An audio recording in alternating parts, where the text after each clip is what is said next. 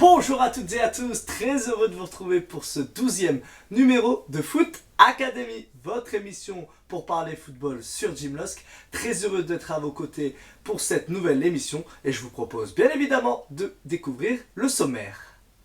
Le sommaire de cette 12e émission de Foot Academy avec pour commencer le fait du jour et le licenciement de Patrick Vieira. En effet, Patrick Vieira n'est plus l'entraîneur de l'OGC Nice, retour sur son parcours à la tête du club niçois.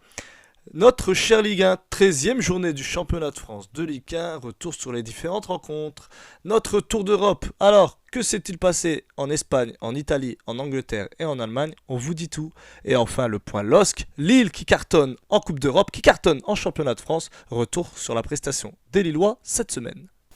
Et on commence donc avec le fait du jour. Et le fait du jour, c'est quoi? C'est le licenciement de Patrick Vieira. Pat Vieira n'est plus l'entraîneur de l'OGC Nice depuis jeudi soir dernier. Vendredi matin, ça a été confirmé par le club de Nice suite à l'élimination de Nice en Ligue Europa et la piteuse défaite face au Bayer Leverkusen obtenu lors de la 5e journée sur le score de 3-2. Patrick Vieira n'est donc plus l'entraîneur du gym, comme on surnomme le club niçois. En effet, l'ancien international français, lui qui a commencé sa carrière d'entraîneur il y a quelques années, notamment en tant qu'adjoint de Guardiola à Manchester City. Par la suite, il a été entraîneur à New York City, aux États-Unis, et puis il a voulu commencer sa carrière d'entraîneur dans un grand club européen, en tout cas dans une belle équipe en Europe. C'était en France, à Nice, à l'été 2018, en remplacement de Lucien Favre, lui qui est parti du côté de Dortmund, l'ancien entraîneur niçois, et Patrick Vieira donc, qui a été licencié, qui a été remercié par le club azuréen vendredi dernier. Voilà, il paye les mauvais résultats actuels de l'OGC Nice. Il faut dire que les Niçois étaient restés sur 5 défaites consécutives, toutes compétitions confondues. Jusqu'au dernier match de Patrick Vieira, la défaite acquise face au Bayer Leverkusen. Et puis aussi à noter des relations assez compliquées, assez conflictuelles avec ses dirigeants, notamment le groupe américain Ineos qui a racheté le club en 2019. Donc voilà, Patrick Vieira qui subit malheureusement trop d'erreurs payées cash, puisqu'il a été remercié. Rappelons qu'il a effectué 89 matchs à la tête de l'OGC Nice, mais voilà, son bilan n'est pas très positif. Une 7e place lors de sa première saison avec Nice, une 5e place lors de la deuxième, donc ce qui a permis à l'OGC Nice de se qualifier pour la Ligue Europa. Et puis malheureusement cette année, les Niçois, avant la journée de ce week-end, avant la 13e journée, étaient 11e du classement en championnat de France de Ligue 1. Et puis surtout étaient éliminés en Ligue Europa avec des résultats pas terribles. Une seule victoire en 5 matchs de Ligue Europa cette saison pour les Niçois. Patrick Vieira qui pourtant avait essayé d'imposer son style, un jeu alléchant, un jeu construit avec des jeunes joueurs. Malheureusement trop d'erreurs payées cash sur le terrain, un jeu qui n'était pas si flamboyant que ça. Certes, il y a eu des recrues très intéressantes. On pense à l'attaquant Dolberg, on pense aux jeunes pépites comme Guiri, comme Claude Maurice ou encore Jeffrey Adelaide, prêté par l'Olympique lyonnais cette saison. Et pourtant, Patrick Vieira n'a pas réussi avec ce bel effectif niçois à proposer quelque chose d'intéressant en ce début de saison 2020-2021. Et en subit les conséquences puisque malheureusement pour lui, il a été remercié. C'est son adjoint qui a pris la succession jusqu'à la fin de la saison. On verra ce que ça va donner du côté de la Côte d'Azur. Rappelons aussi que Patrick Vieira en coupe, c'est pas terrible, il a été éliminé à chaque fois au maximum au 8e de finale.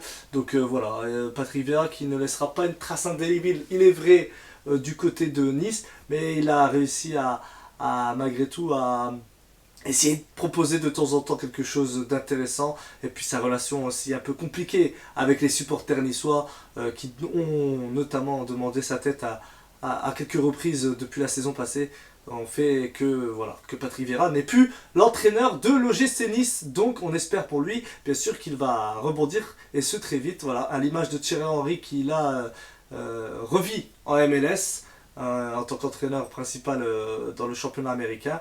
Après son passage raté à Monaco, on espère pour Patrick Vieira qu'il saura réagir. Et ça donc les amis, c'était le fait du jour. Et après le feu du jour, c'est bien évidemment notre chère Liga.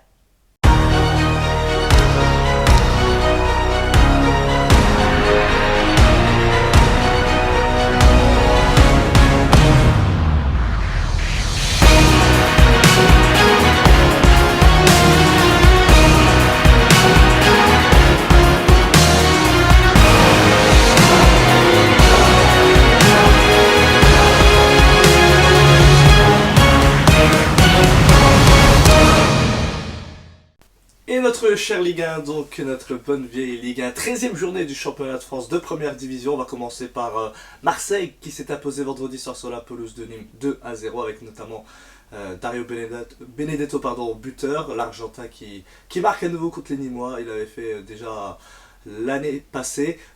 Marseille qui continue sa marche en avant au championnat, hein. Ils sont 4e de Ligue 1 avec 2 matchs de retard. Les Olympiens, 1 contre Nice et 1 contre Lens. Donc les Marseillais ont encore une belle marge de progression en championnat de France. En Ligue des Champions, ils sont déjà éliminés, mais la victoire face à l'Olympiakos acquise cette semaine leur permet d'espérer, pourquoi pas, d'être reversé en Ligue Europa en finissant 3e. Il faudra pour cela faire un meilleur résultat lors de la dernière journée de la phase de groupe de Ligue des Champions que l'Olympiakos. Marseille qui s'impose, Paris qui s'impose également sur la pelouse de Montpellier, c'était samedi soir, victoire des Parisiens 3-1 avec notamment le 100e but sous les couleurs du club de la capitale pour Kylian Mbappé. Depuis son arrivée à Paris, Mbappé a donc atteint la barre des 100 buts, il rejoint un cercle très fermé, hein, des buteurs qui ont dépassé les 100 buts avec le PSG, et il égale notamment Dominique Rocheteau. On notera aussi la victoire de Lens sur la pelouse de Rennes 2-0.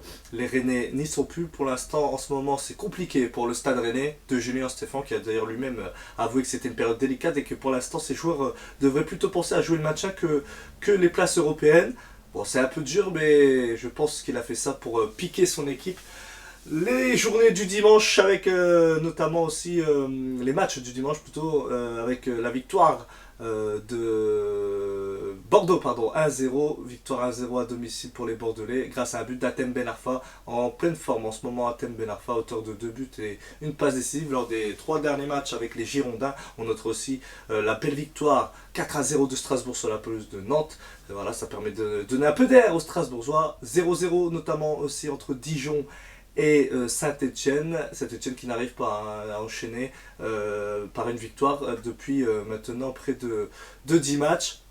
Et puis on notera également le match nul de Nice sur la pelouse de Reims 0-0, match nul des Niçois pour la première d'Adrian Urcea à la tête des Aiglons, l'ancien adjoint de Patrick Vieira qui a pris sa place à la suite de son licenciement. Et puis bien évidemment la victoire de Lyon sur la pelouse de Metz, c'était le grand match du dimanche soir, victoire 3-1 des Lyonnais de Rudy Garcia sur la pelouse des Messins, une victoire qui permet aux Lyonnais de s'installer sur le podium aux côtés de Paris et du LOSC. Le match de Lille, Monaco, on en parlera bien sûr dans le point LOSC tout à l'heure. La 14e journée de Ligue 1, c'est la semaine prochaine avec un alléchant Marseille-Monaco.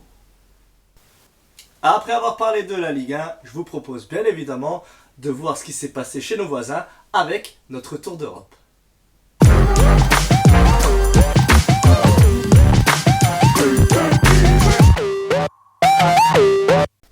Et notre tour d'Europe, le week-end européen, que s'est-il passé chez nos voisins? On commence bien évidemment par l'Angleterre et le gros match, c'était Tottenham-Arsenal, derby londonien, remporté facilement par Tottenham 2-0 grâce à des buts de Hugminson et Harry Kane. Les Gunners qui sont mal en point en championnat, 15e seulement de Première Ligue, c'est le pire démarrage côté Gunners après 13 journées de championnat depuis 1981 si je ne dis pas de bêtises, au contraire de Tottenham pour qui tout va bien puisque les joueurs de José Mourinho sont en tête de la Première Ligue avec Liverpool qui s'est imposé 4-0 face à Wolverhampton. On notera aussi la victoire des deux Manchester City 2-0 et United 3-1 sur la pelouse de West Ham avec notamment un but de Paul Pogba, et on notera aussi la victoire de Chelsea face à Leeds 3-1 avec encore une fois un but d'Olivier Giroud. On passe ensuite à l'Allemagne, le championnat allemand, la Bundesliga, avec le match phare qui s'est soldé par un nul avec plein de buts.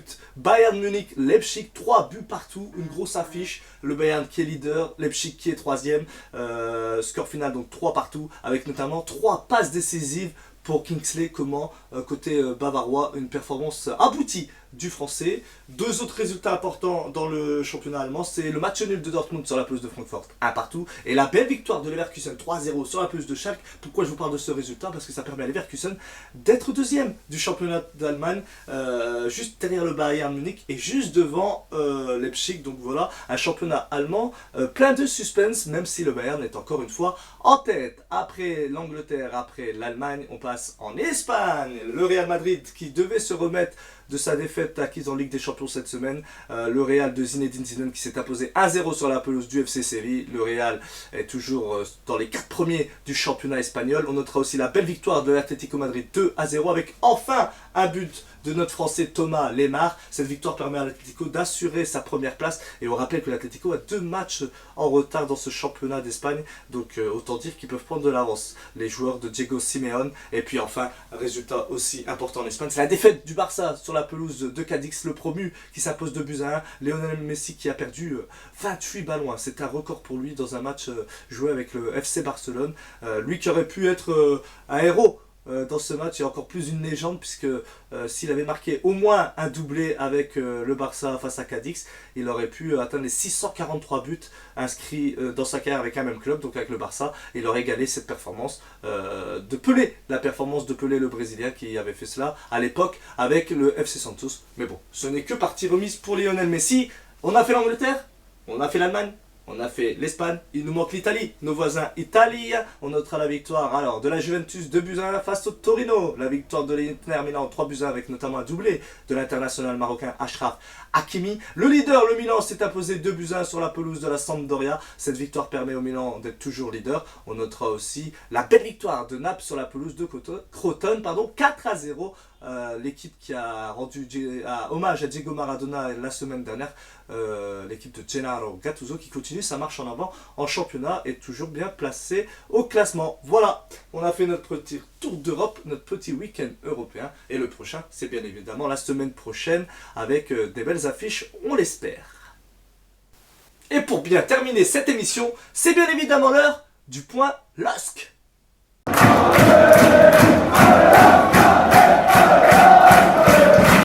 Et le point LOSC de cette 12e émission de Foot Academy avec les Lillois qui jouaient face aux Monégasques pour leur 13e journée de Ligue 1. Victoire 2-1 du LOSC, victoire 2-1. Ça y est, les Lillois ont enfin rompu le signe indien. C'est une statistique à retenir. Lille qui s'impose après avoir joué une journée européenne, une journée de Ligue Europa. C'est la première fois cette saison que les Lillois arrivent à effectuer cette performance. Et c'est face à un adversaire direct pour les places européennes, face à l'AS Monaco. Victoire 2-1 grâce à des buts signés Jonathan David, son 2e de la saison après le but qu'il avait inscrit face à Lorient. Et puis Burak Yılmaz qui sert Youssouf Yazici, la connexion turque qui fonctionne. 5e but de cette saison en championnat pour Youssouf Yazici. Voilà, belle victoire des Lillois 2-1. Lille qui a réussi, donc je disais, à s'imposer après un match de Coupe d'Europe. Les Lillois qui sont toujours 2e derrière le Paris Saint-Germain, à 2 points du PSG, à égalité avec Lyon en termes de points, à 26 points chacune pour les deux équipes. Mais Lille devance les Lyonnais, grâce à la différence de but, plus 15 pour les Lillois et plus 13 pour les Lyonnais. On notera que cette victoire lilloise face à Monaco est un résultat historique entre guillemets, puisque c'est la stat du jour. Lille s'est enfin imposé face à Monaco. Ce n'était plus le cas depuis avril 2016 et une victoire 4-1 au stade Pierre-Mauroy. Déjà, depuis en championnat, les Lillois n'avaient plus connu le succès face aux Monégasques. Le dernier succès des Lillois face à Monaco, c'était l'année dernière, en décembre 2019, en Coupe de la Ligue, une victoire 3-0 pour les Lillois. Mais voilà, le LOSC qui s'impose face à Monaco en championnat, belle victoire qui permet aux Lillois de s'assurer la 2e place et puis aussi de mettre à distance un concurrent direct pour les places européennes. Monaco, une belle équipe, l'équipe de Niko Kovac, mais qui aura fort à faire, on le disait tout à l'heure, puisque la semaine prochaine ils joueront face à Marseille, les Monégasques. Et pour les Lillois, C'est une semaine aboutie hein, après cette victoire de Monaco contre Monaco pardon. Les Lillois s'est imposé en Coupe d'Europe, en Ligue Europa, 5e journée de la phase de groupe de la Ligue Europa face au Sparta Prague au Stade Pierre-Mauroy sur le même score de 2-1 et pourtant c'était mal embarqué hein, pour les Lillois.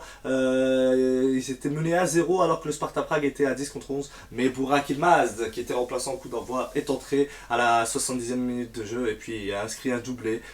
Cette victoire permet aux Lillois non seulement de mettre fin à une série de 14 matchs consécutifs sans victoire à domicile en Coupe d'Europe, toute compétition européenne confondue. C'était depuis 2012. Et puis aussi, elle permet aux Lillois de se qualifier pour les 16e de finale de la Ligue Europa, de l'Europa League. Donc bravo aux Lillois qui, franchement, ont vécu une très belle semaine. Le LOSC qui va aller chercher à assurer la première place du groupe H dans cette Ligue Europa en essayant d'aller faire un bon résultat sur la pelouse du Celtic ce jeudi. Et puis on notera aussi que la semaine prochaine, les Dogs Lillois recevront à nouveau en championnat les Girondins de Bordeaux. Et ça, c'était le point LOSC du jour. Et donc voilà, c'est la fin de cette 12e émission de Foot Academy. J'espère qu'elle vous aura plu. Merci à toutes et à tous d'avoir été à mes côtés pour cette nouvelle émission de Foot Academy. N'hésitez pas à suivre la page Facebook de Foot Academy. Voilà, plein de petites infos football tous les jours. Et puis, bien évidemment, continuez à suivre ma chaîne YouTube Jim Lusk, à commenter mes vidéos, à partager, à liker, bref, à participer à tout ce que je propose sur ma chaîne YouTube. Merci encore à toutes et à tous donc d'avoir été à mes côtés et on se retrouve très bientôt pour un nouveau numéro de Foot Academy.